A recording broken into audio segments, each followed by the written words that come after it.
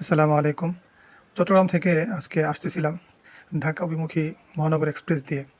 আসার পথে জোহরের নামাজ পড়ার জন্য নামাজের যে কক্ষ আছে এখানে গেলাম। তো যাওয়ার পরে একটা অবস্থা দেখলাম যেটা আসলে কোনোভাবেই কাম্য না। যেখানে ৯০% মুসলমানের দেশ। এরকম মুসলিম দেশে নামাজের একই তো জায়গায় অল্প একটু জায়গার মধ্যে নামাজ পড়তে হয়। তার মধ্যে নামাজের যে বগি আছে ওইটার মধ্যে লেফ, তুসুক তারপরে বালিশ দিয়ে ভরপুর।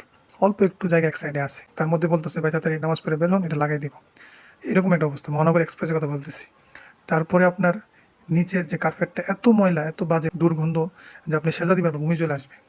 তো এরকম বাজে অবস্থা। তো ভিডিওটা বানানোর উদ্দেশ্য হইল, যেহেতু এটা একটা গণপরিবহন, আর গণপরিবহনের যদি এই অবস্থা থাকে, চলো এটা আমাদের জন্য খুবই ভোগান্তির। এজন্য ভিডিওটা বানানো।